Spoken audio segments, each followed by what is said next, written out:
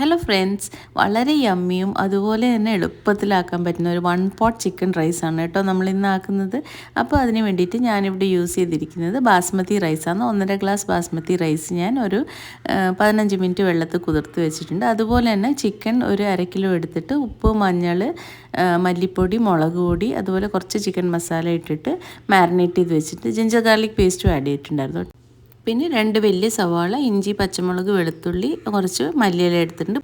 പൊടികളിൽ മഞ്ഞൾപ്പൊടി, മുളക് പൊടി, അതുപോലെ ചിക്കൻ മസാലപ്പൊടി, ഇത്രയും പൊടികളാണ് എടുത്തിരിക്കുന്നത്. എല്ലാം കുറച്ച് അളവിൽ എടുക്കുന്നുള്ളൂ. ഓൾറെഡി ചിക്കൻ മാരിനേറ്റഡ് ആയതുകൊണ്ട് നമുക്ക് ആവശ്യത്തിന് മാത്രം ഇട്ടാൽ മതി. അപ്പോൾ നമ്മളെങ്ങനെ ഇതാക്കുന്നത് നോക്കാം. വെളിച്ചെണ്ണയാണ് കേട്ടോ ഞാനിതിന് യൂസ് ചെയ്യുന്നത്.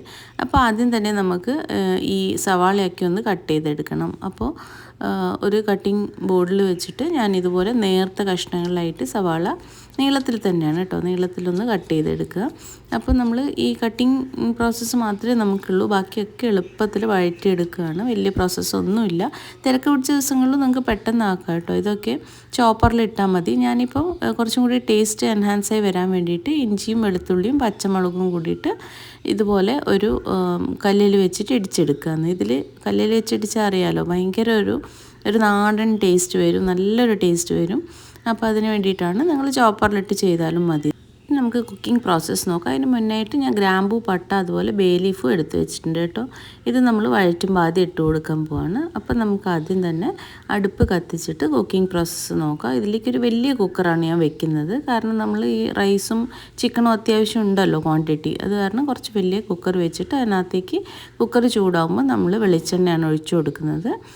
ഒരു 2 ടേബിൾ സ്പൂണോളം എണ്ണ നമുക്ക് ഒഴിച്ചു കൊടുക്കാം. മെയിനായിട്ടും ഈ ഉള്ളി ഫ്രൈ ചെയ്യാൻ വേണ്ടിയിട്ടാണ് നമുക്ക് എണ്ണ ആവശ്യം വരുന്നത്. അപ്പോൾ അതിനകത്തേക്ക് ഞാൻ ഈ ഗ്രാമ്പൂ, പട്ട ഇതൊക്കെ ഇട്ട് കൊടുക്കുന്നുണ്ട്. അതുപോലെ തന്നെ ബേ ലീഫ് ഇട്ട് കൊടുക്കുന്നുണ്ട്. ഇതൊക്കെ ഒന്ന് ചൂടായി കഴിയുമ്പോഴേക്കും നമുക്ക് കട്ട് ചെയ്ത് വെച്ചിരിക്കുന്ന സവാള ഇതിലേക്ക് ആഡ് ചെയ്യും. അപ്പോൾ എന്നും ഒരേപോലത്തെ റൈസൊക്കെ തിന്ന് ബോറടിച്ചിരിക്കുമ്പോൾ നമുക്ക് പെട്ടെന്നാക്കാൻ പറ്റിയ ഒരു ഹെൽത്തി ആയിട്ടുള്ളൊരു ഓപ്ഷനുമാണ്. കുട്ടികൾക്കൊക്കെ ഒത്തിരി ഇഷ്ടപ്പെടും കേട്ടോ ഇതുപോലത്തെ റൈസ് ആക്കി കൊടുത്താൽ. അപ്പോൾ ഇത് നമുക്ക് ചിക്കൻ വെച്ച് മാത്രമല്ല, വെജിറ്റബിൾസ് വെച്ചിട്ടും വൺ പോട്ട് റൈസ് ആക്കാം.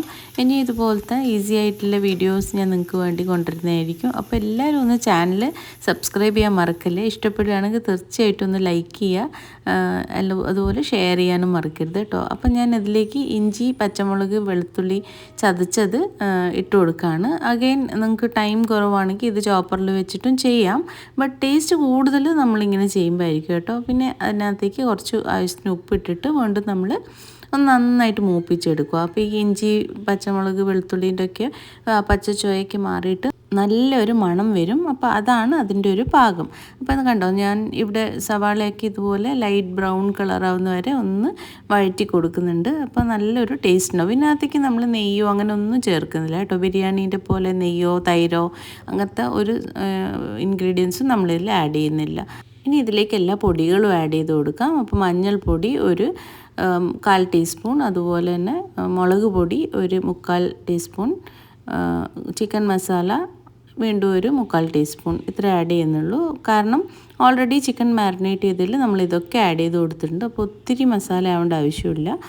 അപ്പോൾ ഈ പൊടികളൊക്കെ ഒന്ന് പാകത്തിന് മൂത്ത് വരുമ്പോൾ നമുക്ക് ഇതിനകത്തേക്ക് മാരിനേറ്റ് ചെയ്ത് ചിക്കൻ ആഡ് ചെയ്ത് കൊടുക്കാം. ചിക്കനും വീണ്ടും നമ്മൾ കുറച്ച് സമയം ഒന്ന് വഴറ്റി കൊടുക്കും, അത്രയേ ഉള്ളൂ. ഒരു മിനിറ്റ്, ജസ്റ്റ് 1-2 മിനിറ്റ് നമ്മളിതായിട്ടൊന്ന് യോജിച്ച് കിട്ടാൻ വേണ്ടിയിട്ട് മാത്രമാണ് കേട്ടോ. ഇതുപോലെ തന്നെ നമ്മുടെ ചാനലിൽ ചിക്കൻ ദം ബിരിയാണിയുടെ ഒരു നല്ല റെസിപ്പി ഉണ്ട് കേട്ടോ. കാണാത്തവർ തീർച്ചയായിട്ടും ഒന്ന് പോയി നോക്കണേ. അതേപോലെ തന്നെ വളരെ ക്വിക്കായിട്ട് ചെയ്യാൻ പറ്റുന്ന ഈസി റെസിപ്പീസ് ഷോർട്സ് ആയിട്ടും നമ്മൾ ഇടുന്നുണ്ട്. എല്ലാ ഓൾട്ടർനേറ്റീവ് ഡേയ്സും ഇടുന്നുണ്ട് കേട്ടോ. എല്ലാവരും ഒന്ന് സപ്പോർട്ട് ചെയ്യണേ. അപ്പോൾ നമ്മുടെ ചിക്കൻ ഇവിടെ ഓൾമോസ്റ്റ് നന്നായിട്ട് ഈ മസാലയായിട്ടൊക്കെ ഒന്ന് പിടിച്ച് വന്നിട്ടുണ്ട്. ഇനി നമുക്ക് ഇതിനകത്തേക്ക് കഴുകി വെച്ച ബാസ്മതി റൈസ് ആഡ് ചെയ്യാൻ വേണ്ട. അപ്പോൾ നമ്മൾ ഡയറക്റ്റായിട്ട് ഈ ചിക്കനിലേക്ക് ഇങ്ങനെ ഇട്ട് കൊടുക്കുക ചെയ്യുക. എന്നിട്ടൊന്ന് വീണ്ടും ഒന്ന് മിക്സ് ചെയ്ത് കൊടുക്കുക. ജസ്റ്റ് ആ അരിയും ചിക്കനും ഗ്രേവിയും എല്ലാം കൂടി ഒന്ന് മിക്സ് ആവാൻ വേണ്ടിയിട്ടാണ്.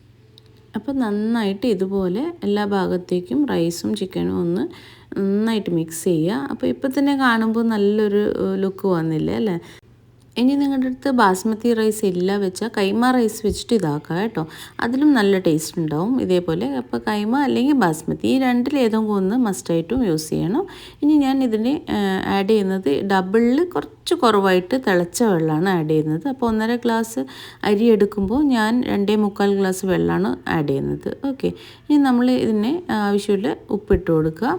അപ്പോൾ നമ്മളെല്ലാം ഒന്ന് നന്നായിട്ട് യോജിച്ച് കൊടുക്കുക. അപ്പോൾ നമ്മൾ ഉപ്പിടുമ്പോൾ ശ്രദ്ധിക്കണം, ഓൾറെഡി മാരിനേറ്റ് ചെയ്ത ചിക്കനിൽ ഉപ്പിട്ട് കൊടുത്തിട്ടുണ്ട്. അപ്പോൾ അത് നോക്കിയിട്ട് വേണം ഉപ്പ് ആഡ് ചെയ്യാൻ വേണ്ടിയിട്ട്.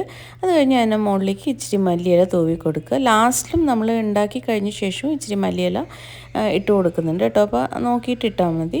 അപ്പോൾ ഇത്രയേ ഉള്ളൂ നമ്മുടെ കുക്കിംഗ് പ്രോസസ്സ്, ഇത്രയേ ഉള്ളൂ. നമ്മൾ 1 to 2 വിസിൽ അത്രേ വേണ്ടൂ.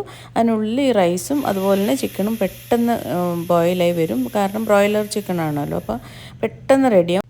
സ്റ്റീം പോയതിന് ശേഷം നമുക്ക് കുക്കർ തുറന്ന് നോക്കാം. ഇതാ നമ്മുടെ 1 പോട്ട് റൈസ് റെഡി ആയിട്ടുണ്ട്. വളരെ കണ്ടാൽ തന്നെ അറിയാം നല്ല പാകം വേവാന്നുണ്ടോ. നമ്മുടെ റൈസും ചിക്കനും ഒക്കെ നന്നായി വെന്ത് വന്നിട്ടുണ്ട്. ഇനി ഇതിന് കോമ്പിനേഷനായിട്ട് നമ്മൾ ചെയ്യാൻ പോകുന്ന ഒരു റായത്തയാണ്. അതിന് വേണ്ടിയിട്ട് ഞാനിവിടെ കുക്കുംബർ എടുത്തിട്ടുണ്ട്, കക്കിരിക്ക, അതുപോലെ കുറച്ച് മല്ലിയില, തൈര്, ഒരു ചെറിയ സവാള എടുത്തിട്ടുണ്ട്. അപ്പോൾ നമ്മൾ സാധാരണ ചെയ്യുന്ന പോലെ തന്നെ പ്രത്യേകിച്ചൊന്നുമില്ല. ആദ്യം തന്നെ സവാള ഞാനൊരു കട്ടിംഗ് ബോർഡിൽ വെച്ചിട്ട് ചെറുതായിട്ട് മുറിച്ചെടുക്കുന്നുണ്ട്. അപ്പോൾ ഞാനിതിനെ പൊതുവേ ചെറിയ പീസസ് ആയിട്ടാണ് അരിയുക, ഇങ്ങനെ സ്ക്വയർ പീസസ് ആയിട്ട് ചെറുതായിട്ട് കൊത്തി അരിയും. അപ്പോൾ സവാള അരിഞ്ഞതിന് ശേഷം ഞാൻ വളരെ കുറവ് ക്വാണ്ടിറ്റിയാണ് കേട്ടോ ആക്കുന്നത്. ഇവിടെ ആർക്കും പൊതുവേ കുട്ടികളൊന്നും ഇത് കഴിക്കില്ല. അത് കഴിഞ്ഞിട്ട് നമുക്ക് ഇതുപോലൊരു പീലർ ഉണ്ടെങ്കിൽ അത് ഈസി ആയിട്ട് നമുക്ക് ഈ കുക്കുംബറൊക്കെ ഇങ്ങനെ പീൽ ചെയ്തെടുക്കാൻ പറ്റും. ഇത് വളരെ യൂസ്ഫുൾ ആയിട്ടുള്ളൊരു സാധനമാണ്. ലിങ്ക് ഇട്ടാണെങ്കിൽ ഞാൻ തീർച്ചയായിട്ടും ഡിസ്ക്രിപ്ഷൻ ബോക്സിലിട്ട് കൊടുക്കുന്നുണ്ട്. ഇനി നമ്മൾ കുക്കുംബറും ഇതുപോലെ ചെറുതായിട്ട് കൊത്തി അരിയാം.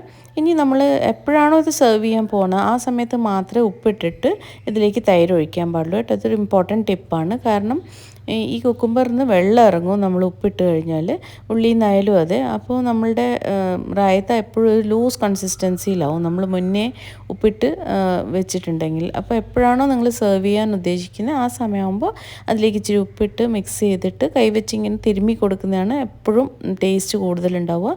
എന്നിട്ട് കുറച്ച് മല്ലിയില ഇട്ടിട്ട് തിരുമ്മി കൊടുക്കുക. അത് കഴിഞ്ഞിട്ട് തൈരിട്ടിട്ട് നമുക്കിത് സെർവ് ചെയ്യാം. ഓക്കെ, അപ്പോൾ ഇങ്ങനെയാണ് നമ്മളിതിന് റായത്ത റെഡിയാക്കുന്നത്. ഇതും നമ്മൾ വീട്ടിലാക്കിയ കട്ട തൈരാണ് കേട്ടോ. നമ്മൾ തൈരാക്കുന്നതിൻ്റെ ഒരു ചെറിയ ഷോർട്ട്സ് ഞാൻ തീർച്ചയായിട്ടും അടുത്ത് ഇടുന്നതായിരിക്കും. ഈസി ആയിട്ടും അതുപോലെ തിക്കായിട്ട് എങ്ങനെയാണ് നമ്മൾ ഇതുണ്ടാക്കുക എന്നുള്ളത്. ഇനി നമ്മൾ ഇത് മിക്സ് ചെയ്തിട്ട് നമുക്ക് നമ്മുടെ റൈസിൻ്റെ ഒന്നിച്ച് സെർവ് ചെയ്യാം. അപ്പോൾ വളരെ യമ്മി ആയിട്ടുള്ള ഒരു എളുപ്പത്തിൽ ഉണ്ടാക്കാൻ പറ്റുന്ന റൈസും അതേപോലെ തന്നെ അതിന് കോമ്പിനേഷനായിട്ടുള്ള റായത്തയാണിത്. അപ്പോൾ തീർച്ചയായിട്ടും എല്ലാവരും ഒന്ന് ഉണ്ടാക്കി നോക്കിയിട്ട് ഇഷ്ടപ്പെടുകയാണെങ്കിൽ കമൻറ്റ് ചെയ്ത് അറിയിക്കാൻ മറക്കല്ലേ. അപ്പോൾ നമ്മുടെ റൈസ് ഞാനിവിടെ സെർവ് ചെയ്ത് നിങ്ങളെ കാണിക്കുകയാണ്. കണ്ടോ, നല്ല അരിയൊക്കെ നല്ല വെന്ത് വന്ന് ഒലന്ന് കിടക്കുകയാണ്, അങ്ങനെ ഒട്ടിക്കൊന്നുമില്ല. അതിൻ്റെ മുകളിൽ ഇച്ചിരി മല്ലിയില ഇട്ട് കൊടുത്തിട്ടുണ്ട് ഗാർണിഷ് ചെയ്യാൻ വേണ്ടിയിട്ട്. അതിൻ്റെ കോമ്പിനേഷനായിട്ട് റായത്തയും വെച്ചിട്ടുണ്ട്. അപ്പോൾ ഇനി നെക്സ്റ്റ് വീഡിയോയിൽ ഒരു പുതിയ റെസിപ്പി ആയിട്ട് കാണുന്നവരേക്കും ബൈ, താങ്ക് യു.